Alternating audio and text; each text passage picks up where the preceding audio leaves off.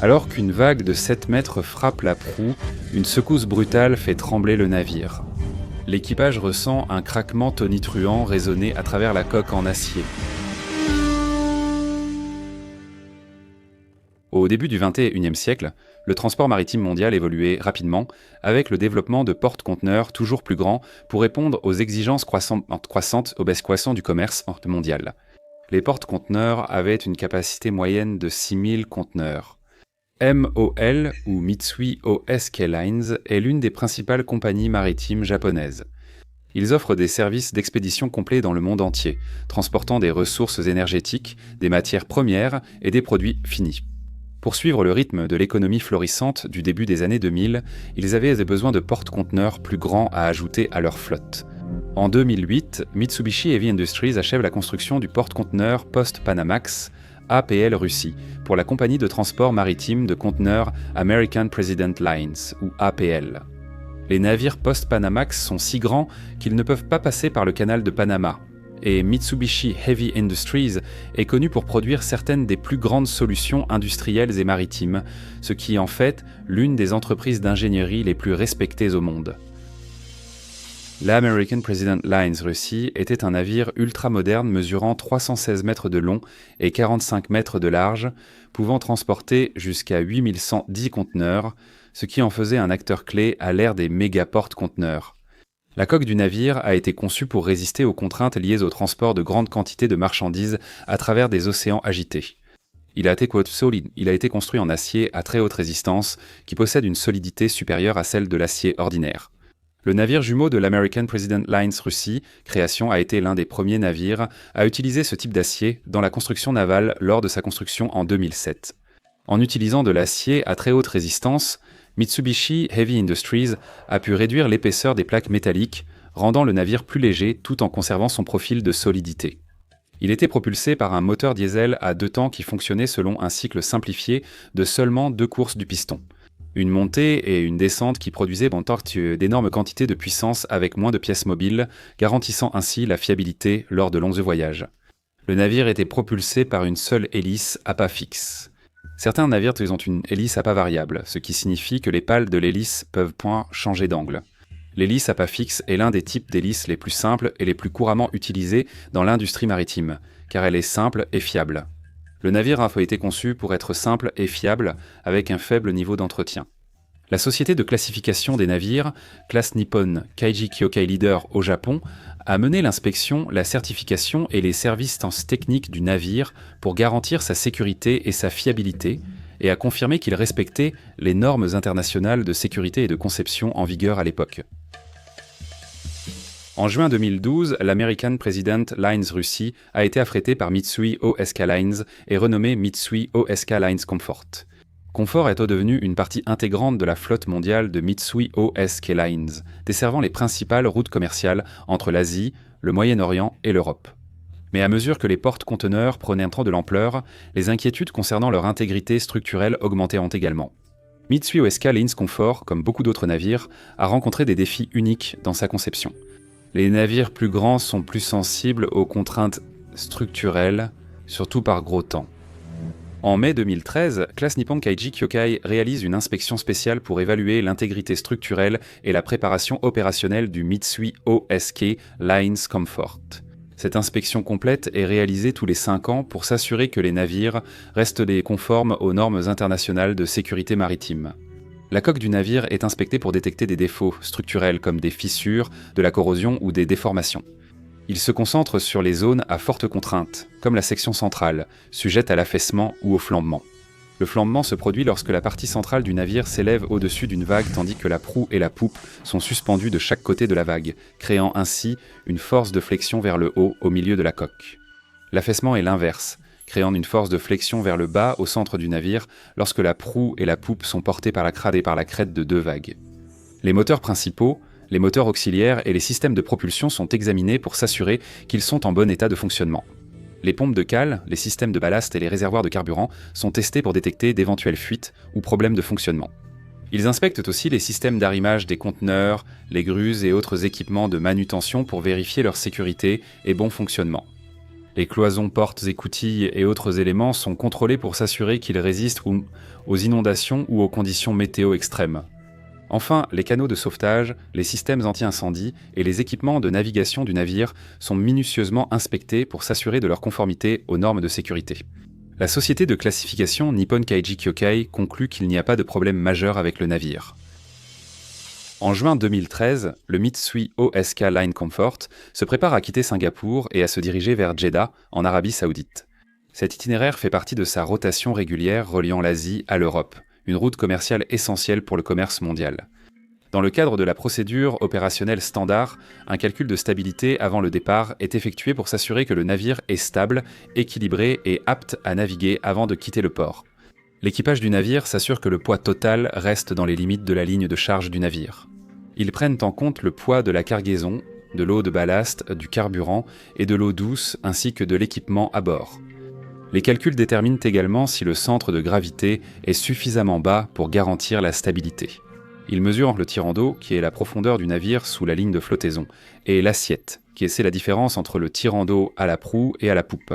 Une bonne assiette aide le navire à se déplacer efficacement dans l'eau. Essentiellement, ils effectuent des calculs pour s'assurer que le navire est bien équilibré. Ils calculent ensuite les contraintes et les déformations pour s'assurer que la coque du navire peut supporter les efforts dus au poids de la cargaison et à l'action des vagues sans dépasser les limites de sécurité. Le tirant d'eau avant mesure 13,45 mètres. Le tirant d'eau au milieu du navire est de 12,9 mètres et le tirant d'eau arrière est de 13,6 mètres sous la ligne de flottaison. Ces mesures indiquent donc que le navire présente un léger flambage positif, où la section centrale est plus haute que la proue et la poupe.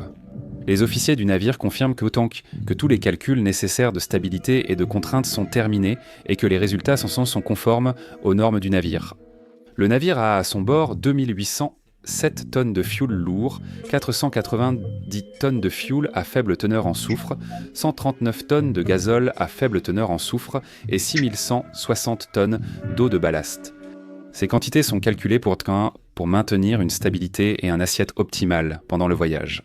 Le navire a 4382 conteneurs chargés. La répartition entre les conteneurs de 40 pieds et de 20 pieds équivaut à 7040 et un équivalent 20 pieds ou conteneur de 20 pieds qui est l'unité de mesure standard dans le transport maritime. La cargaison est répartie uniformément afin de minimiser les contraintes excessives sur la coque. Le 11 juin 2013, le Mitsui O.S.K. Lines Comfort quitte Singapour pour un voyage vers l'ouest en direction de Jeddah en Arabie Saoudite.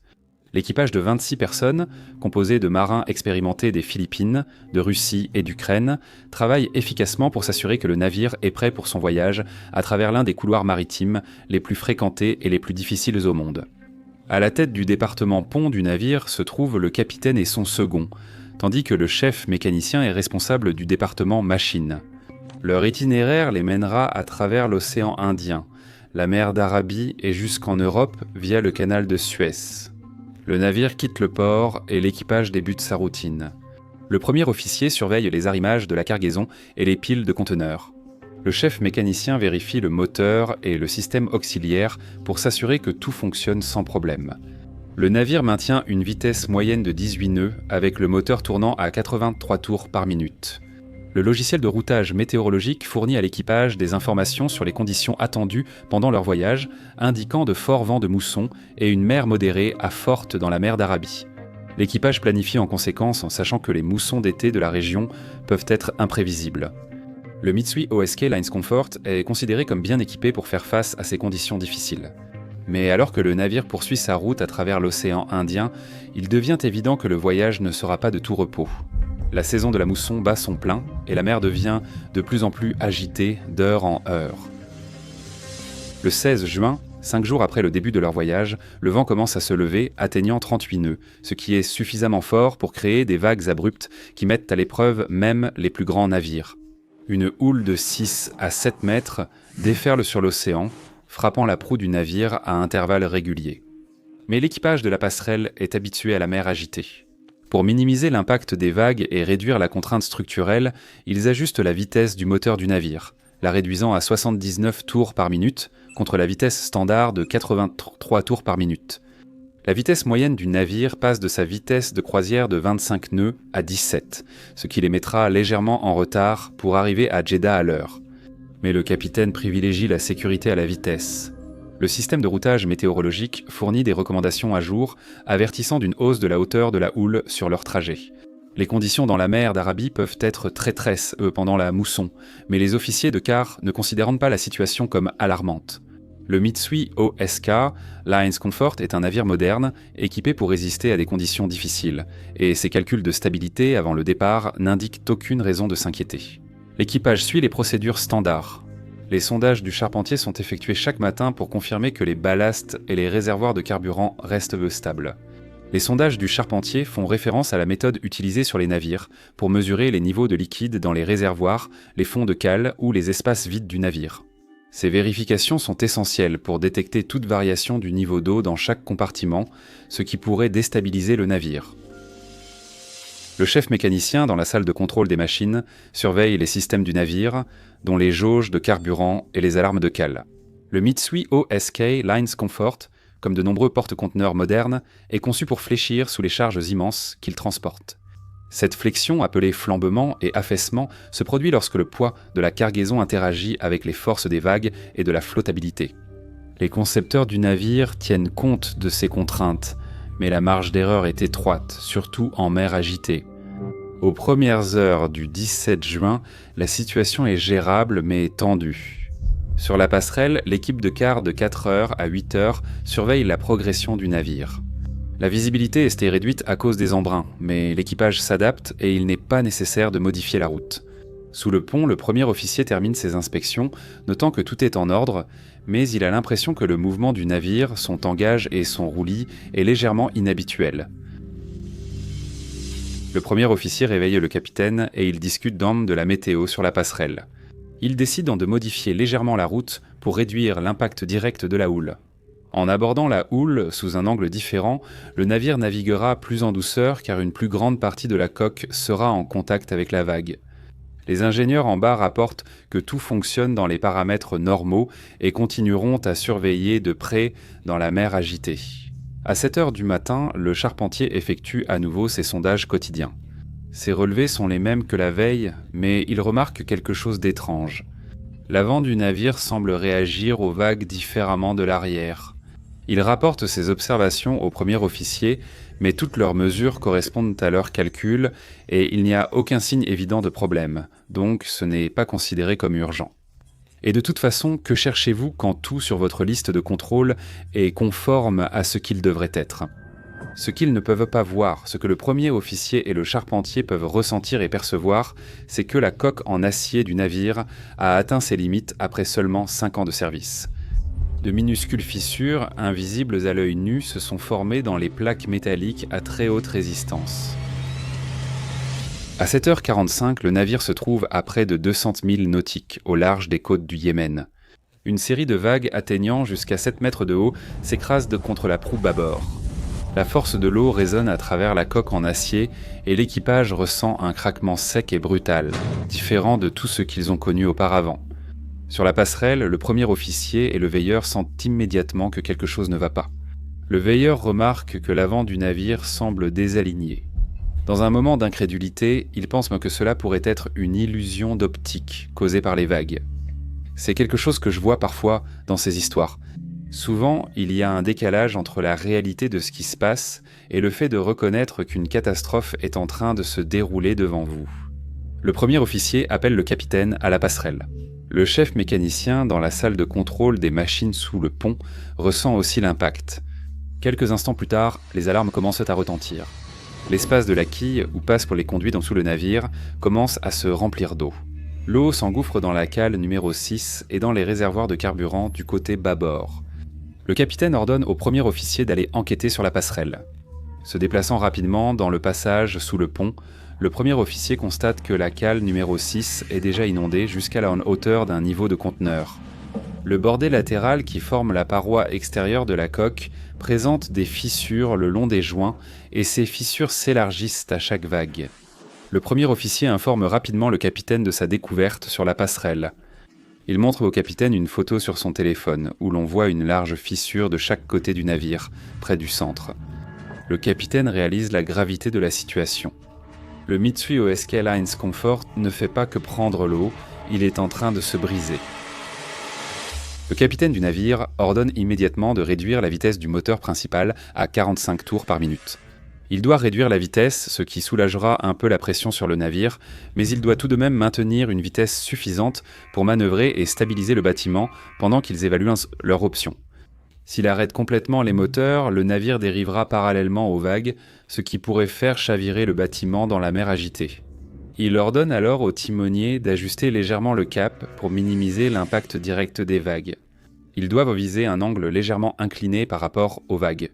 L'eau continue d'inonder la cale 6 touchée, où les fissures s'étendent. Des traces d'huile commencent à apparaître dans l'eau évacuée par les pompes. À 0,830, les fissures dans la coque se sont élargies, et la section centrale s'affaisse visiblement sous le poids de la cargaison et la force des vagues. L'équipage de la passerelle peut voir que le roulis et le tangage du navire dans les vagues sont devenus irréguliers. La proue se soulève brusquement, en décalage avec l'élan de la poupe. L'équipage regarde les conteneurs tomber du pont. À 9h, l'équipage ne peut plus rien faire et le capitaine envoie un signal de détresse pour demander de l'aide aux navires à proximité. Le Yanchen Express, un porte-conteneurs situé à 24 milles nautiques, répond presque immédiatement et modifie sa trajectoire pour porter assistance. À bord du Mitsui O.S.K. Lines Comfort, l'équipage se prépare à abandonner le navire, se rassemblant à leur poste désigné et enfilant leur gilet de sauvetage. Alors que l'équipage prépare les canaux de sauvetage, le chef officier parcourt le passage sous le pont pour une dernière inspection. Les fissures dans la coque ne sont plus de simples déformations structurelles. Ce sont des brèches béantes et la lumière du jour traverse le flanc du navire. À 9h45, le commandant donne l'ordre final d'abandonner le navire. L'équipage rassemblé du côté tribord monte à bord du canot de sauvetage fermé. Ils doivent chronométrer leur mise à l'eau, sinon ils pourraient heurter des conteneurs flottant dans la mer agitée. Le canot de sauvetage, transportant les 26 membres d'équipage loin du navire en perdition, est lancé avec succès et s'éloigne du navire en détresse. Alors que le Yanchen Express s'approche, le Mitsui O.S.K. Lines Comfort continue de se détériorer.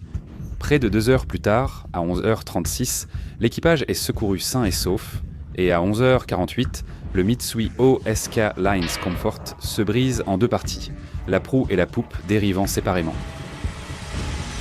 Les équipes de sauvetage sont mobilisées immédiatement et se coordonnent avec les navires à proximité pour évaluer la situation. Le lendemain, le 18 juin, l'équipe de sauvetage sécurise la section avant avec des câbles de remorquage et se dirige vers le golfe d'Oman pour la récupération. La section arrière est dans un état critique et commence à pencher vers l'avant alors que l'eau inonde les cales.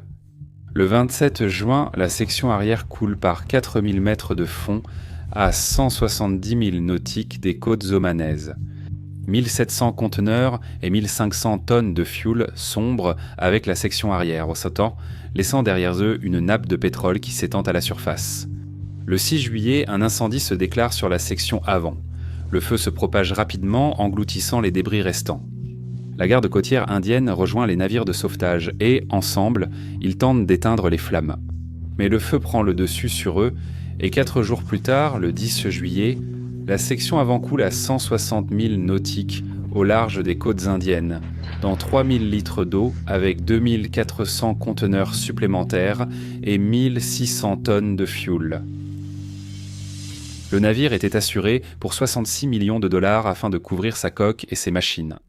Plus de 100 poursuites ont été intentées contre Mitsubishi Heavy Industries, alléguant que des défauts de conception dans la coque du navire ont conduit à sa défaillance structurelle. L'Association internationale des sociétés de classification a introduit des règles plus strictes concernant la résistance de la coque et la stabilité longitudinale des grands porte-conteneurs.